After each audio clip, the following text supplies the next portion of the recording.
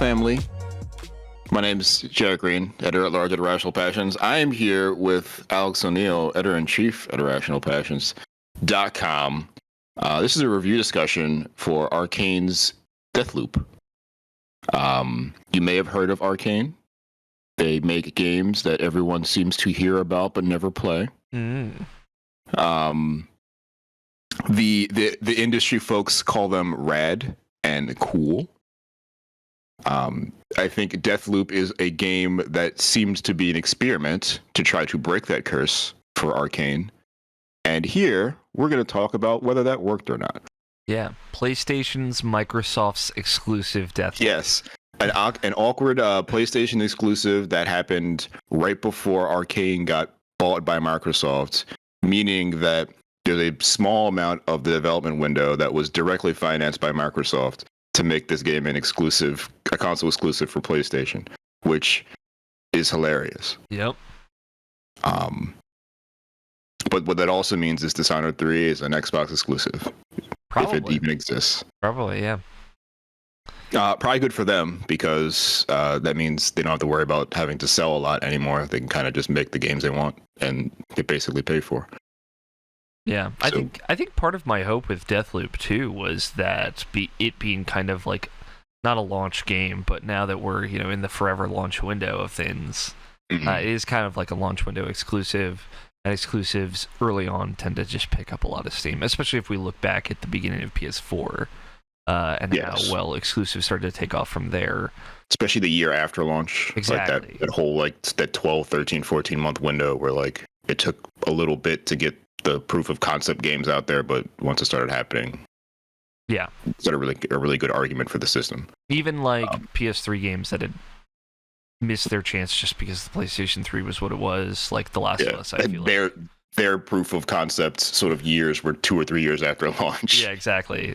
Stuff like The Last of Us got that second pickup on PS4 in that first year as well. And Metal Gear Solid 4, which ended up selling a bunch, but it was like a year and a half later than anyone thought it was supposed to come out. Yeah. I think that's still a game my uncle bought and still has yet to take out of the plastic wrap. Yeah. That's like another game that's just trapped somewhere where it'll never come home. Yeah, it is never leaving. And if you had to be there, if you know. Otherwise, exactly. that game is going to disappear to ether. So I guess some context to explain why Deathloop seems so much like a risk or like an experiment in the sort of wheelhouse of Arcane is that they don't really make these sorts of first-person action games. They kind of live in a lineage of the so-called immersive sim games that come from the same branch, like System Shock and Thief. Arcane has kind of made themselves like the modern sort of immersive sim developers with games like specifically Dishonored 2 and Prey have kind of been their love letters to that whole sort of system or series of systems that make a game in first person feel like a specific sort of action game. Yeah. So to sort of remove a lot of the narrative leanings and sort of focus a whole lot more on mode-to-mode action and multiplayer in some fashion seems kind of out of step that you would not think to assume or associate Arcane with that kind of design. Yeah. So when Deathloop as a concept was sort of announced and pitched, it seemed like a weird step for them, but it seemed like a good way to kind of prove that their skill set can work in a sort of vector that is more mass market than what they've been doing. In the same way that Returnal could be that kind of argument for Housemarque, where they kind of made a particular sort of game that they were really good at, but it was very small market, making something bigger, third person 3D, more arcadey shooter on a bigger platform at a higher fidelity, kind of is an attempt to do the thing they do in a place that people might actually see it and find it. I think, especially comparing those two games, which are both games that are you're stuck in a time loop and need to figure it out. Both kind of have like a roguelike element that requires you to repeat and play the game in run-based sort of sections, and are both relatively good examples of how teams can both evolve their own abilities, but kind of put their signature on things that you wouldn't expect them to do in a way you wouldn't expect them. Yeah. I think Deathloop passes that test. I think when we look back at 2011 and 2012 and indie games bringing roguelikes back to life, like a genre truly that was like Pokemon Mystery Dungeon. That was kind of it. Yeah, you're right. and if you wanted like a modern hardcore roguelike, that was your game. Just because it was still kind of in the rigidity of that formula. And I think roguelikes, there's definitely a tipping point that is probably pretty nebulous, but like they started being like, all right, but what if we just did that but with platformers or with top-down action games, or and I think that spilled over. Obviously we've seen roguelikes come back into the style, and now they're even more into style than ever. I think like this is truly like the people that played those games are now AAA video game developers and are like, yeah, this is it. Like we can do so much here that is untouched. And that Returnal and Deathloop happened the same year, so it's so funny. As like things like this tend to happen, like Horizon and Breath of the Wild in the same year, kind of culmination-y type things. People working from the same inspirations or touching on the same topics. But I will say, like, it's been really fascinating to see how these two games have been marketed. Obviously, complete opposites. Returnal kind of leans into the mystery and like the almost cosmic horror aspect of it, and how unsettling this would be, whereas Colt and his journey in Deathloop is way funnier and way kind of more heavily scripted, and it feels very much more intentional as opposed to you're kind of stumbling through everything and discovering it as you go. It's very interesting. Two like similar, we're going to take genre we know and roguelike and meld them together, but like just completely different approaches. And it's what's so great about the roguelike as a genre. It has infinite breadth within it, and I think that's so cool. And it happens to, indies and AAA often, where the indie space does something, it kind of gets big in that space, and then AAA looks at it and says, what about this can we do? Yeah. And I think it worked for roguelikes because platformers became really easy to make, comparatively, because the kind of engines you need to use to make a reliable, reasonable platformer are actually pretty easy to find and pretty easy to work with. Mm-hmm. You don't have to have a whole lot of programming background to do something, simple. Then when you figure out a procedural generation engine, that game kind of makes the rest of the game for you. So it's just a matter of balancing what it outputs. And then AAA looks at it and says, we can do that, but with vectors and colors and all that kind of stuff. And it's cool that they both started there and then just went in two different directions with it. Yeah. And they're both what I really games. like, and they're both good games, both completely different. And what I really like about Deathloop is Deathloop feels like they did everything they possibly could to feel like to do the immersive stuff that they do well. In that, another genre that kind of got cannibalized by AAA and could have dispersed across several genres. But like you said, everything feels more intentional in Deathloop, but it feels intentional because everything is intentional. Every turn that or every corner, every building you walk into could have something in it at some point. And knowing when that point is and knowing where to look makes every step you take and every choice you make as far as how you traverse a map or the kind of the objectives you get done in what order makes them all matter in a way that you could take advantage or completely take for granted in a game that doesn't care how you get to point A to point B. Yeah. Making you care about what's in the middle is kind of what Arcane does pretty well. And it's pretty cool to see that in this very relatively small area with only 4 locations, quote unquote, that you can make 4 locations by 4 different time periods and turn it into like a such a detailed, dense, and expressive place. Yeah. So I guess to start, did you find that this game, the game you played, was a game that was marketed to you? I think so. I think it's weird to think about the marketing of this game. I know people have a lot of problems with it, but like I weirdly don't. You know, it's one of those things like with the radio. It's like I hear the song way too much. It's like, well, just don't listen to the radio. Yes. And it is one thing of like everything that Sony does, they have to put in a Deathloop trailer. But you know, in the grand scheme of things, we probably got like 4 Deathloop trailers, and it's fine. Over like 3 years. Yeah, it's fine. Like, this is a game that I think needed a push like that. So, and I think how they marketed it is very intentional. Like they feel like this concept is really complicated and hard to follow. I think in reality that's not really that true. I think it is a lot actually simpler than it even portrays itself to be. But how they set up of like, I mean, the trailers are so explicitly just the plot of the game of like, there's 8 dudes. I'm stuck in a loop. Exactly. It's 8 dudes. You're stuck in a loop. You got to kill them in order to break the loop. Somebody's trying to kill me, and you all have to do it in one day.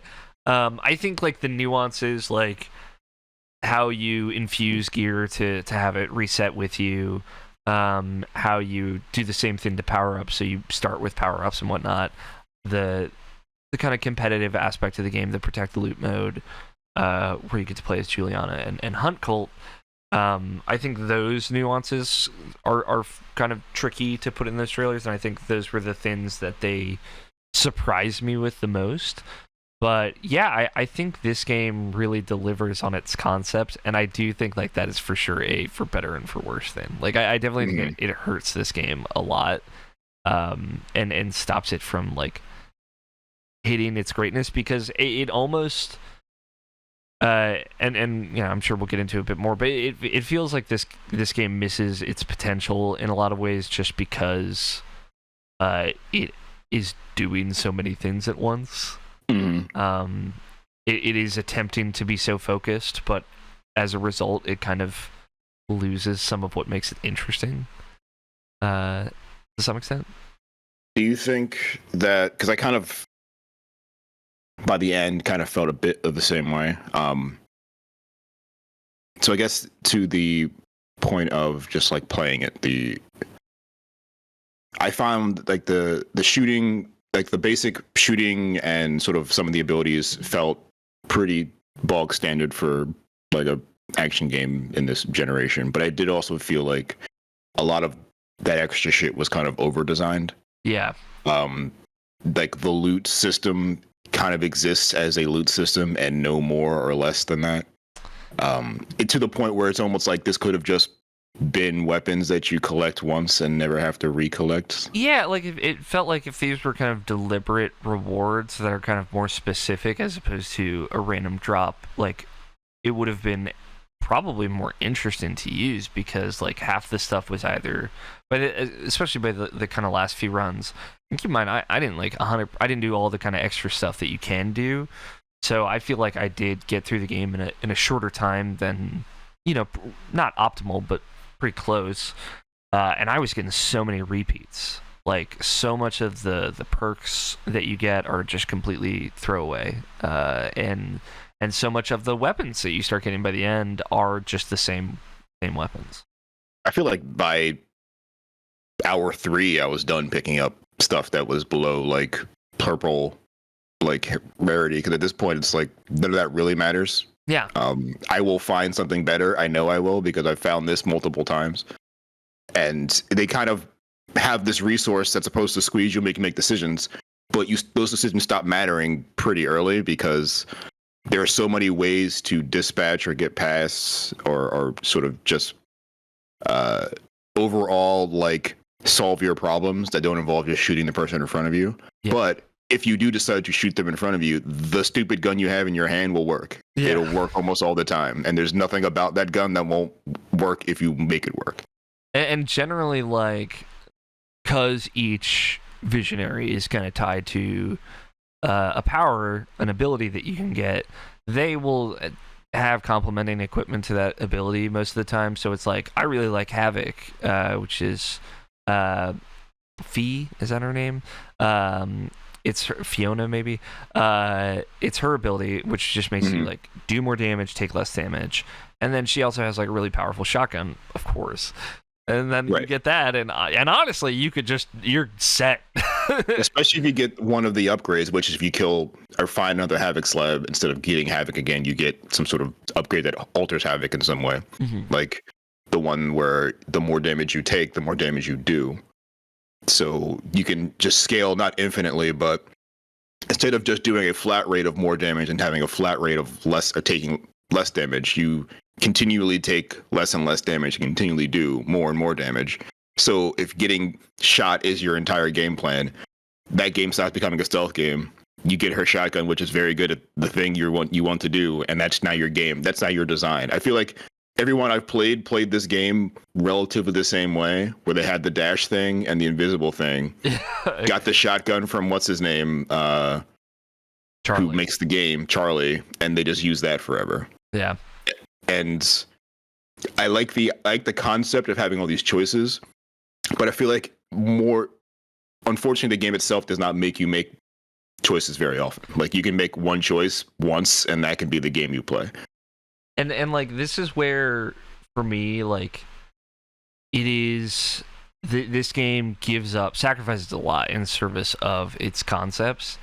And I think like Arcane's kind of signature level design is part of that sacrifice. I think you do get some of it, and the levels are well made here.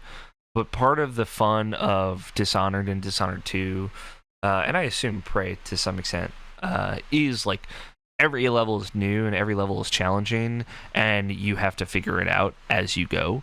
So your abilities really matter more because you aren't really sure what's going to be effective, whereas when you're redoing a bunch of stuff and doing the same levels over and over again, you can like get really comfortable with the same two things over and over again. Like, that's, I think, part of it was like, I know this level and I know it works, I don't really need to experiment here. And they try and make you want to experiment by having like things happen in the levels throughout different time periods. But because so much of the game feels like optimizing what you're trying to do, you tend to just start avoiding those levels, even if maybe only after doing them once. And so I just feel like, again, like some of what the game is doing is working against some of its strengths. And in spite of that, the game still manages to like be compelling and be interesting, and you have fun throughout it. I think that's just like the fun factor of the base sort of design. Like, it's hard to make, if you're into sort of that roguelike shooter sort of loop, it's hard to not like this one because it's a lot like the other ones you've played. Yeah. It just, like you said, it does not really play well with the other thing Arcane's trying to do, which is make this very interactive, sort of intricate, dense, compelling world with lots of decisions to make, where you don't have to make any of those because you got a pretty high power weapon pretty early, just randomly. Or you can so easily manipulate the flow of the game to go to a particular person, get a particular thing, and build like a pretty overpowered sort of build for yourself early and kind of negate most of the decisions you have to make unless you're willingly making them. Yeah, and we talk about like how early it is to get powerful. Like, they tell you there's not a lot of direction in this game, which I appreciate, until like later on when it's like, all right, this is how you're going to start to put the pieces together. But they tell you like very early on, like, you should get the shift slab because that is a useful tool for maneuverability, which leads you to Charlie, which leads you to the shotgun and shift, and then with those two things, like, truly, the world is your oyster. Mm-hmm. It's funny that they direct you to it because they almost know how good that feels. Yes. It makes me feel like they should have just had you start the game with that and given Charlie a different power. And it makes me feel, it almost is the example that maybe there shouldn't be like random loot in between. Like, maybe everything should be that direct and that sort of deliberate, because you can the more you remove the random chance of me just finding a good weapon or a particular weapon on a random goon, and the more you direct me to this particular set of interactions that you made, the more willing I'll be to try that interaction next time. Mm-hmm. What else? What I will say works though is like, and we can talk about the narrative and stuff to some extent. Like they do a good job of contextualizing why everyone here is kind of a dummy, why everyone here really doesn't care, and I think that does like go a long way to help.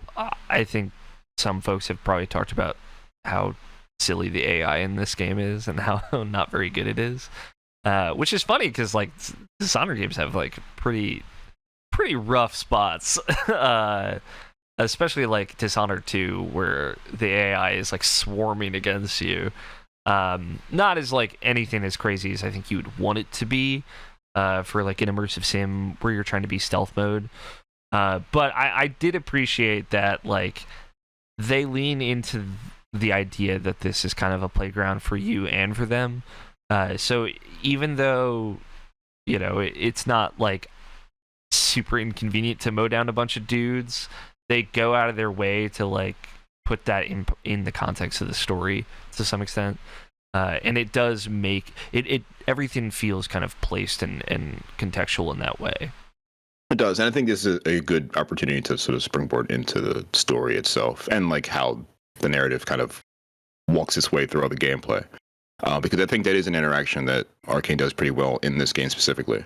Though I also think that for it sort of attempts to supply the story overall, attempts to supply some sort of, I guess, a mystery or to solve and unravel about the problem, which is the loop, that it never really answers or really has any willingness to answer. And it kind of gives you multiple questions that are like you would assume are pretty big and very important to lots of the plot you kind of find in the story, and there's never seems to be any great answer to any of those things. Yeah.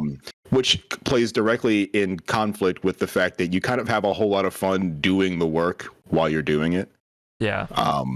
Be it, you know, just rifling through some of the visionaries' like personal effects and hearing their story and like seeing all the, especially there are some characters who you don't really hear from directly, but you hear about, and the way everyone talks to what's his name, the like parlor singer guy, Frank. Yeah, everyone just hates Frank, and it's hilarious. Frank sucks. And Frank sucks, but Frank also thinks everyone loves him. Yeah. In a way that's directly sort of contrary to what's the party guy with the wolf. Yeah. Who Alexis thinks everybody loves him, but kind of recognizes that no one actually does. But he is so obnoxious and so aggro and alpha that like he just makes people, like, even if they don't like him, he makes them be a part of his group. Yeah. They almost basically force half of the visionaries to his party at the end because he's just so annoying. Experiencing how those sort of characters develop and sort of reveal themselves to you while you rifle through their business, going through loop after loop after loop, is like a really cool way to unfold a narrative that way. It's not just listening to audio files and finding notebooks. I mean, it kind of is, but it's listening to a lot of those things speaking to each other and about each other. And the game does a great job of like drawing those lines for you instead of having to be like Dark Souls 1 era, writing down all the item descriptions to make a story. Like they tell you the story, like once you find a thing, they put it in context for you so you can kind of just like catch up by yourself. Yeah. And I wish they like did that with the biggest parts of the narrative, like you said. Yes. Like, why are people showing up from other dimensions? Yeah, like you know, how is it possible that I'm seeing another cult? Which is like something you see it like the beginning of the game. Like this is not a spoiler. Like it happens in the intro, and one of the visionaries has several copies of her walking around. They all talk to each other and refer to each other as one large Wanje, but they never explain why there's multiple Wanje. But also like in that intro scene when you're being hunted by Juliana and another cult shows up, she like freaks out when she sees another cult, like it's some big deal. Never talked about it again. No, and when you start the defend or protect the loop mode, a Juliana meets another Juliana, and she seems not surprised by that at all. But there's no conversation about how she can have one completely ridiculous, different opinion about another cult and be completely aloof about another Juliana. Yeah, very confusing. But like, you know, I think if the game had just told me like it doesn't matter, like we're not going to tell you, it's fine, like I would have been less frustrated. But they very much start setting the groundwork from the get-go of like, ooh, you should be interested in these things. And it makes me feel like I didn't do a whole lot of the side stuff either. And it makes me feel like that maybe there's an answer in the side stuff. But according to everything I've seen, like people playing this game who have 100% it, they didn't find any answer either. Those were like the things that I kind of tried to go out of my way to do in desperate search of those answers. And yeah, I just did not find any. Which is a shame because the entire sort of gimmick works for me. Yeah. Just in an experiential way. Like I really love the idea that everyone's living the same day. Very few people remember the day. Some people feel like they remember it. Like they have this deja vu, like they've been here before, but they really can't explain it. There's like holes in their brain. They don't really get it. Yeah. So they just kind of have consigned themselves to party. Except for the select few who are all like sociopaths. Yeah. Or a robot. And and the robot's very good. And I appreciate them like adding like the characters that are kind of interesting tend to not be the visionaries. And I appreciate them trying to do that. But then when all of the kind of fodder is just the same faceless person, male or female iteration, like it loses a little bit of the magic. Mm-hmm. I don't know. Like, how did I am curious. Like, how did you feel? Actually, before I say this, because I've been trying to remember a point I was going to make. This isn't a critique, but I'm curious if you noticed it as well. There is zero reference to anything in this game. This game has zero cultural touchstones, period, which is super. Like, the more I thought about it playing the game, the more I thought it would end up being significant.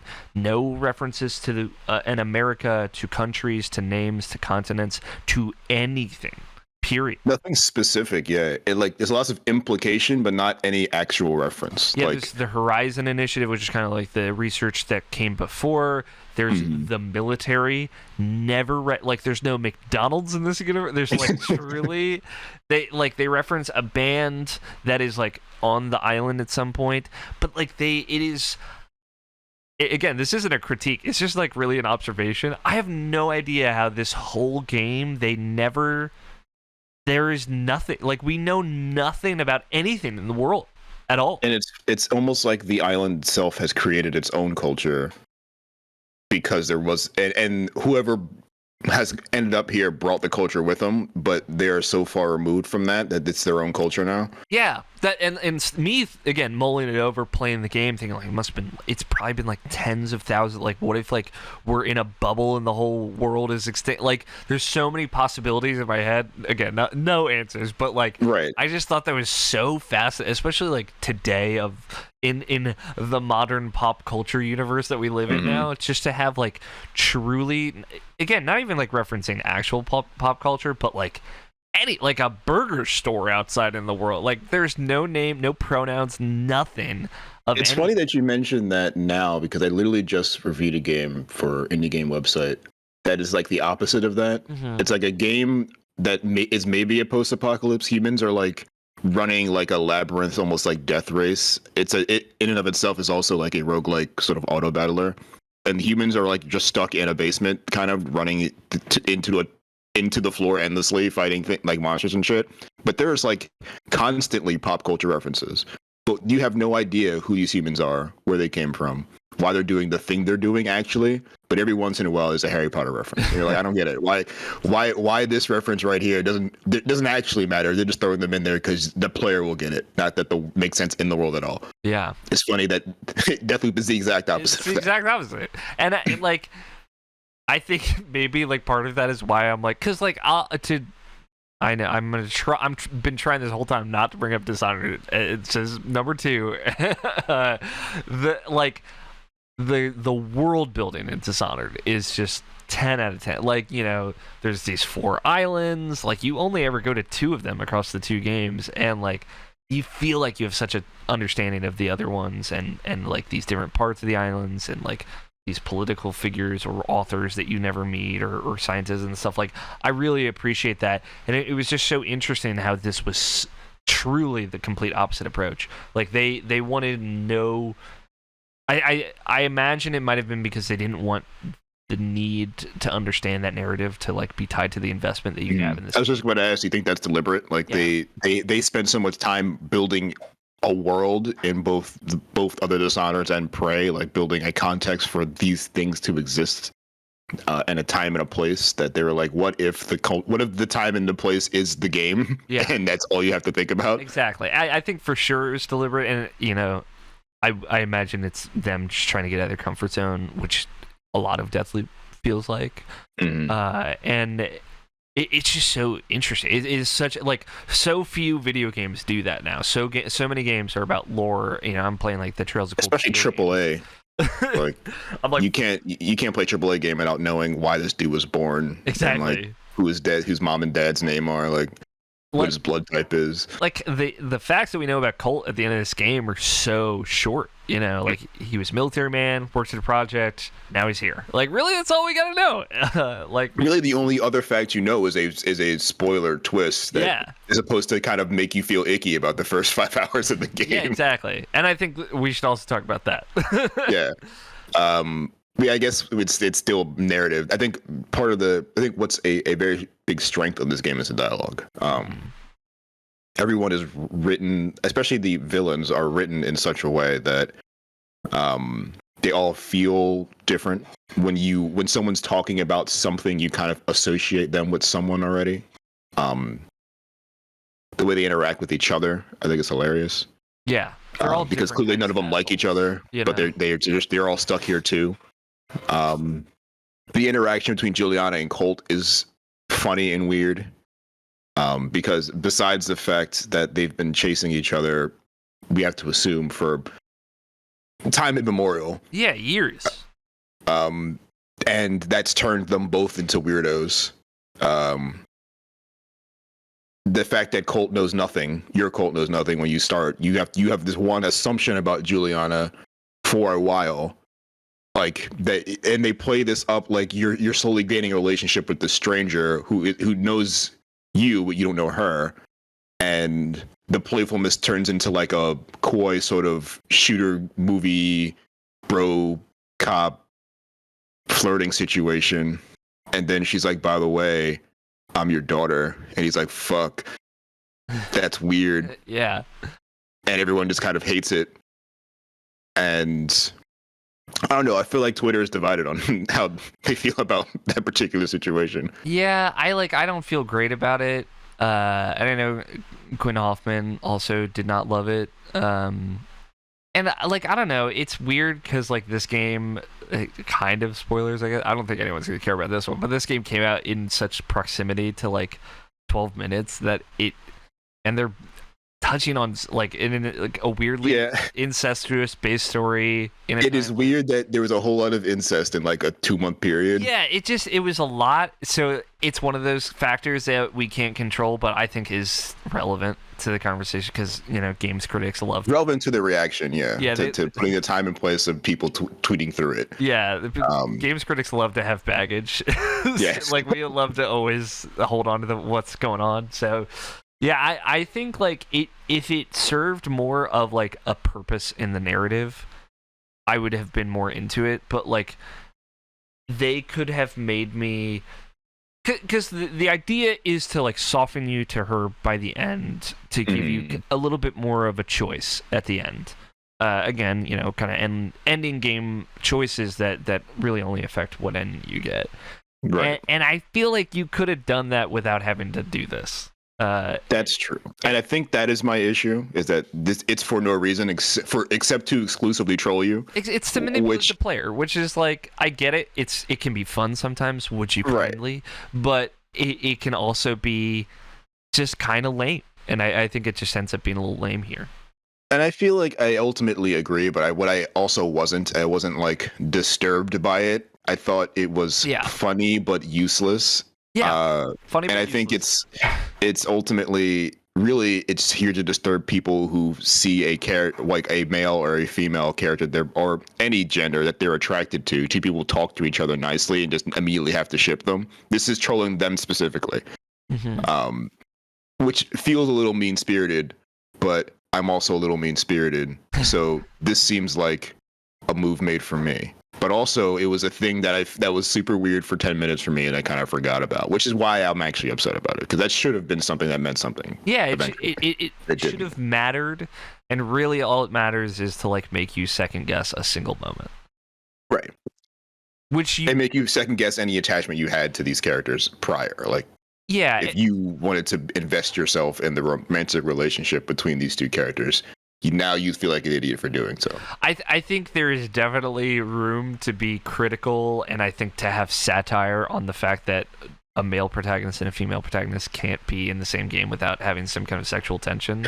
And I think like on another level, this is satirizing that to some extent.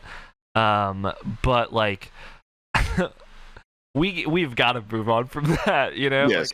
You could have just not done it either way, right? Like they could have also not flirted. Yeah, and could have just been a professional relationship between the two. The braver, smarter thing to do is to just have them be their own interesting characters with their own interesting motivations. Right. And while that's kind of impossible for Colt because of the situation he's in, I was really hoping that Juliana had something there that would like make me empathize, make me understand. And I just don't think that happens. Yeah, I was gonna ask. I guess I don't know. I don't know if we're like gonna spoil the end. I don't know if that's you don't have to. Doing here. I feel like, but I definitely felt like by the end of the game, I was not. My mind did not change about what I wanted to do to this loop, and me too. If Juliana was an obstacle or not. Yeah, same. And it's like they make you feel all kinds of way about that, and to some extent, I appreciate like. You're a father. You're supposed to be protective. You know, you're taking a stance. Also, you're just frustrated and you're over it. And like, regardless, like even if it's a selfish thing to do, it's like we got to break this loop. They didn't make me feel conflicted enough, and maybe it's like the intentional manipulation that makes me like actively like, all right, I'm done.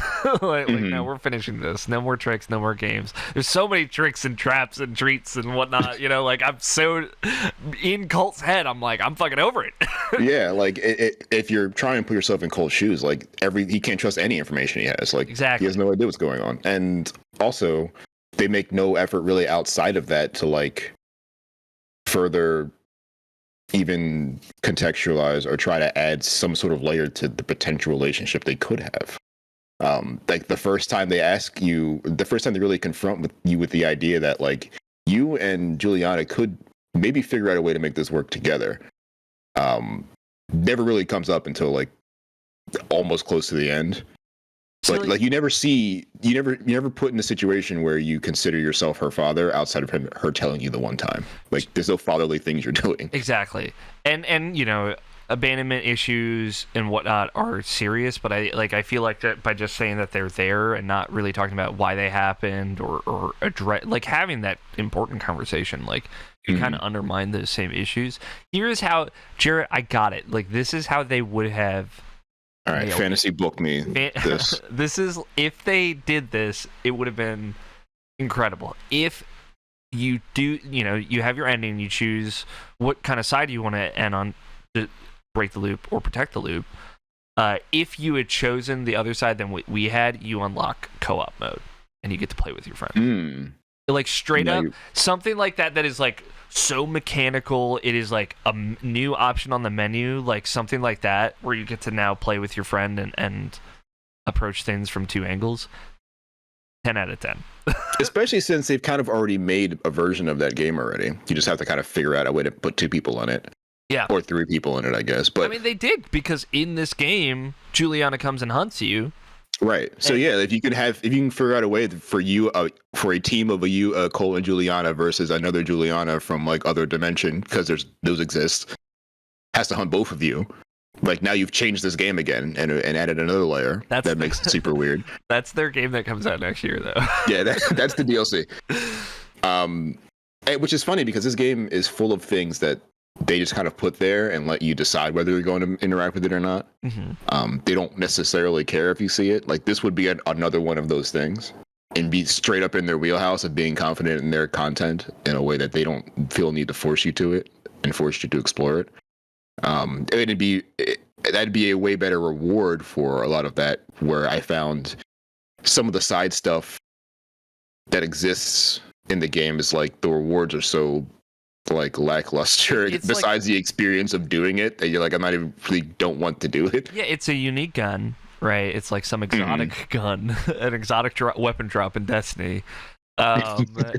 Or, you know, one of them, which is like this puzzle where you have to go around the whole area of a map and like decode these ciphers. All you get is like, all right, now you get 5,000 residuum at the beginning of each run. It's like, great. Oh, for the things I don't really care to buy or sell. Like, truly even further undermining the system that is already like too easy. And again, like, to what we were saying at the top, putting like more deliberate rewards throughout the game, I think would have just been a better call, maybe to some extent. I feel like there's a version of this game that is more linear. And by linear, I mean maybe not in the actual like loop and waking up every day and having to do this stuff again, but linear in like the way you interact with equipment and like skill trees and like all that stuff feels like it was kind of added to supply the RPG sort of nature of games like this, when maybe a riskier, probably a move that would have enhanced the experience, made it a bit more of a memorable sort of crisper 10 or 15 hours or whatever, would have just been to not have any of that. Yeah.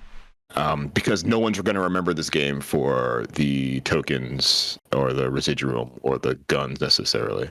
Yeah. But I guess ultimately, like I think I say all that saying that this is a game I really did ultimately enjoy. Yeah, me too. It's one of those things, like it's been a little bit of a dunk fest, but like I think it is like so close to greatness, like true excellence, that is why we're so critical of it. But at the end of the day, it is a great game, and I enjoyed my time with it, and it is fun to play. And I'll say this, like I really do want to say this because I was talking to our good friend Brian Nabishin Jackson about Metroid. Like, this is a AAA game, and similar to that just does not feel or look like any other AAA game that is out right now. And I am so grateful to that. Like, truly, like, in spite of it maybe not hitting the mark that I would want it to, like, this is a game where I am not, like, going through corridors shooting things, and also I am not just, like, mindlessly not caring about, like, the levels. It is trying something else. It is incorporating roguelike stuff in a similar way, like how Returnal did, that made that game more exciting, even if it's like clearly this developer's first time doing a roguelike style game, and it's like, oh no, you need these indie guys, they get it, you need like 1,000 things you can find, you need 10,000 things you can find. Like, that's why those games are all pixel art, because they gotta make a lot of assets. Yeah, they're doing a lot of work in there, and I think like that, like Returnal has 6 guns and they're all not great. Like, you realize, like, oh yeah, this is way harder than maybe AAA developers thought it would be, especially when you gotta make it all expensive looking and whatnot. So yeah, I really like that this game is defiantly trying something different, both in how it's written, in its antagonists, in its world building. Right, like not leaning on pop culture or like even just referential type things that we understand, like comic books or movie characters or whatever. Like, this game does not use any of that, and yet still builds a relatively interesting world. I will say it does it. So I think what's interesting about it is it does use a bunch of it, but it doesn't use it in specific ways. Like, the entire ad campaign of Deathloop is like this whole 60s spy thriller situation. Sure, yeah. But there is no specifics 60s, there is no Bond reference necessarily. It just has a Bond vibe the entire time. Yeah. But even then, that's not always true, because sometimes you'll get like the retro future looking buildings. It looks like, time stopped in the 50s, but then in the way Fallout does, where time stopped, the apocalypse happened in the 50s, and then 200 years happened, and then robots now live in like drive-in theaters and like malt shops. Yeah. It feels kind of like that, but again, not so specific. So it doesn't. It co-ops a lot of, and it's not just one culture. Where Fallout is clearly America in that time. This is a lot of different places. Yeah. And lots of times. Yeah. Everyone seems to have brought pieces of a particular culture to this place, and it kind of just lives together. Yeah. I don't know if it makes a coherent thing, a vibe that you'll take. There's not going to be Deathloop parties necessarily, because what does that even mean? But I think it does make a statement that you're not saying I want to make a 60s game or whatever. Yeah. It's so funny how like Deathloop's aesthetic is as nebulous as Deathloop's pop culture. Yes. It's like 50s, 60s ish, like new age retro kind of, but like, yeah, what does any of this mean? I don't know. What it's inspired by, there is nothing in this universe, so I have no idea kind of like where it came from. But then it's also like contrasted against like this medieval brick, like this kind of Eastern European style architecture that is like super weird. So yeah, it's, and then like the European countryside, like mountains, like Irish mountains over like a cresting, like sort of ever in like waterfall, like lots of like big bays that also then freeze eventually, and now you're in the Arctic suddenly. Yeah, like there's a whole, they just looked at a bunch of pictures of Earth and were like, we can just put this on this island. It's all on one island, I tell you what. Yeah. Yeah, it's cool, but it's also like frustratingly vague to some extent. Like the rest of the game, kind of. Exactly. It is so crazy how much the game like commits and things kind of go hand in hand. But yeah, to just confuse you, just wants to make you feel like you're in a weird place. We should talk about the competitive multiplayer in this, the 1v1. Because did you play with this at all? So I spent a lot of time online during my single player run as Colt with a lot of people invaded me. I think I've only done the invasion like once or twice, just at the end, because I realized I'd never done it before after I entered the game. So I figured I'd try it out a little bit. I think on paper it's cool. Mm-hmm. And this reminds me of, this is like what they wanted to do with the big sister in like BioShock 2, like 10 years ago, and they just couldn't figure it out. Having this sort of super powerful character that just knows you're there and is now following you through the map, like an intelligent, sentient Mr. X or Nemesis, is like, works for it. It wouldn't work in every game, but I think it works in this one. Yeah. And it's good that they go out of their way to establish that character above and beyond everyone else. Like it does make way more sense. And it's cool because like so many of these games where you're talking on the radio to the antagonist is like, then you fight them at the end and it's just a lame final boss. Whereas like this one, they're just showing up like you can't get rid of this. And it's like, yes, like Juliana's everything. You'll fight this final boss 5 times in a run. And I like that. It is cool and it's effective as well. Mm-hmm. And I think that's the most important part. It like really does sell this whole predator prey vibe the two of them have, in a way that her being AI doesn't for me. Because even though everything happens the same way, she appears, your exits are locked, and now she has to hunt you. It's different when you know that another human who has done this as Colt before, kind of knows what you're trying to do, and has their own opinions of how you should do it, is now going to build the walls between you and it. Yeah. For no other purpose than to troll you for the next 20 minutes or whatever. Yeah, like, this person's going to hack 30 turrets and put them all right next to Alexis. Like, that feels the same sort of mischievous, sort of playful nature that I would assume Juliana would take in hunting Colt after doing so for hundreds of years, probably. Yeah. A day at a time. That was a really cool sort of handshake between the gameplay and the story. Yeah. Once again, I just wish it was more fleshed out.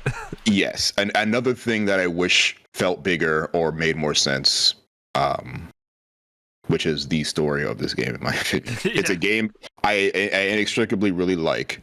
But the more I think about it, the more I am filling in a lot of the things that I like because there wasn't something there.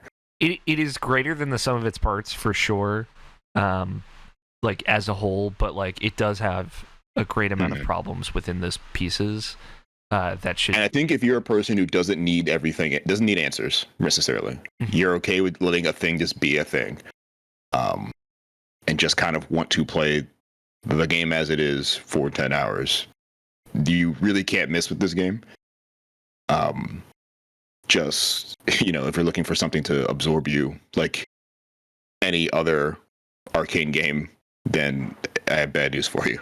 Yeah, I like honestly, this is, if you played this and thought it was cool but wanted more, like this is the perfect training wheels to go and play Dishonored. Because like those games are like this, but you don't get the familiarity with the levels. You just kind of are thrown into the deep end and have to get your way out.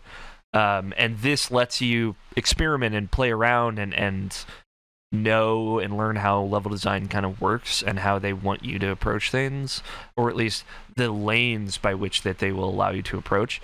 And then Dishonored, I think you take that visual language that you now have kind of a bit of a lexicon for, take that, apply it to Dishonored, go in there. I think you'll see like here's the top lane, the mid lane, and the violence on the ground floor, and you'll feel those options and really appreciate them.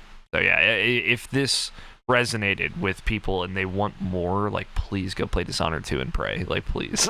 Please. I definitely almost attempted to reinstall Prey after playing this. Please share it. And then I was like, I'm going to do something else. Even if, like, honestly, for you, I know it's probably not, like, the aesthetic vibe, but, like, play Dishonored 2. Because there are levels in that game that I know you'd be like, all right, I see what this is all about. All of these games are games like, if I'm 10 hours in, I'm definitely going to like it. I just got to get there. Yeah. And I'm not there yet. Yeah. Also, I've been trying to play Prey so I can play Moon Crash, which sounds like the game I actually want to play. True. Dishonored 2 is like the best from start to finish of their games. It doesn't have as rough an opening, I'd say. Oh, that's on Game Pass, right? Yeah. I can probably run that on Xbox One. That's 5 years old. Yeah, that's doable. Who can say? Any final thoughts on Deathloop? This is the only arcane game I've beaten. That's not true. Only arcane game in the past 15 years I've beaten. Yeah, there we go. And I think if I felt more confident that I would want to spend like the 30 hours required to play both Dishonoreds, I think I can definitely see how this is like the gateway drug to those games. Mm-hmm. Where I don't think Returnal was the gateway drug to like Resogun. Yes, yeah. Like for sure. they're playing different games at this point.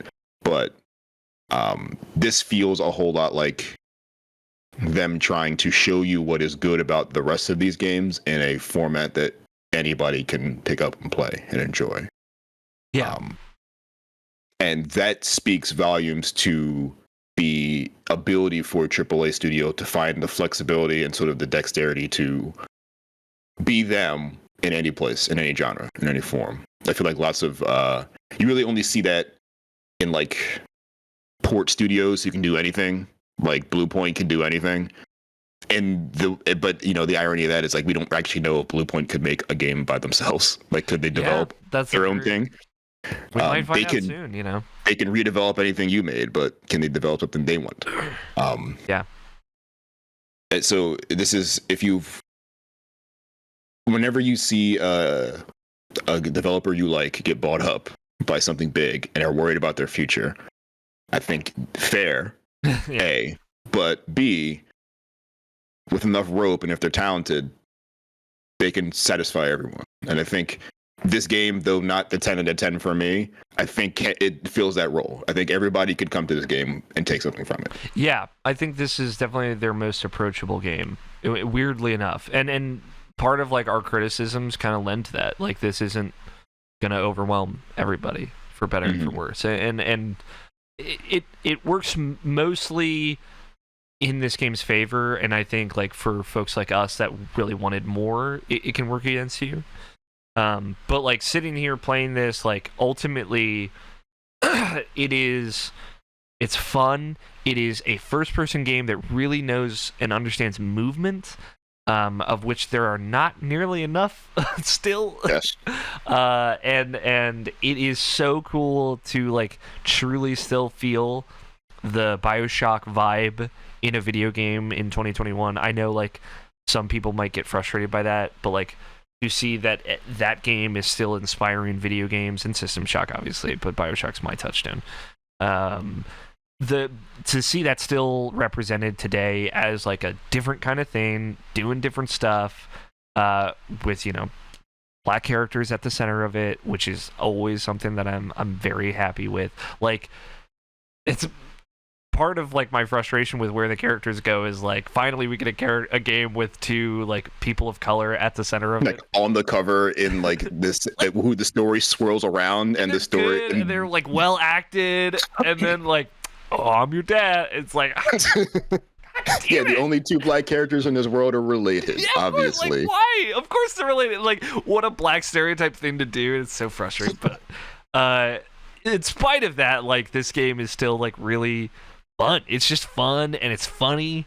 And Colt is like a super fun guy to play as, I think, like, just because he's like over it, dude. And yeah, I really just, as much as like I would want more from this game, I'm happy I got it, and I think this is a great place to start with Arcane. Like, I'm so glad this is so many people's first Arcane game, because I do think this is a great place to come in. Mm-hmm.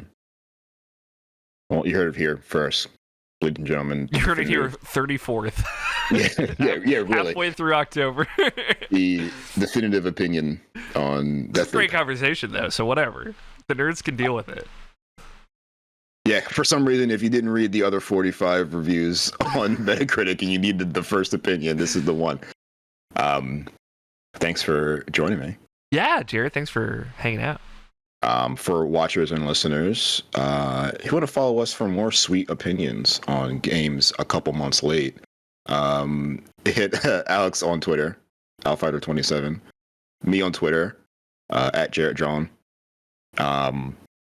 You can go to the YouTube page that you probably saw this on, click on some other videos. We do those too. Mike's Viewpoint series, basically previews for really cool games.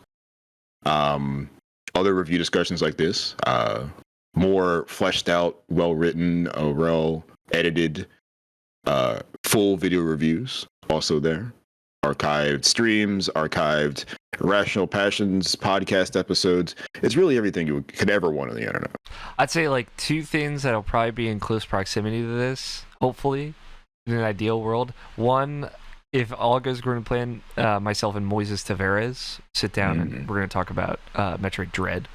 I know that guy. And then the most recent episode on YouTube, because it's probably where you're going to watch this, most recent episode of A Trip to Nintendo Land with the internet sweetheart George Cruz Alvarez should also be happening.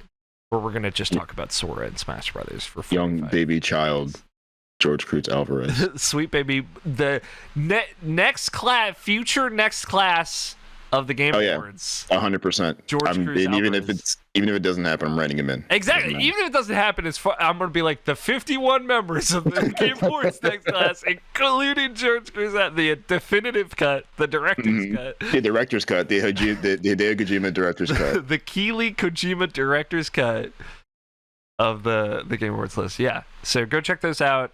Subscribe to IP Presents, where the audio version of this is.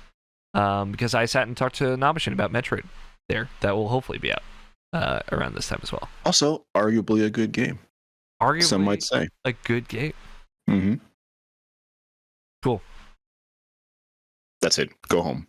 Or you're probably already at home when you're watching this, so go somewhere else. Go to somebody else's home. Yeah, we love you. Bye. Bye.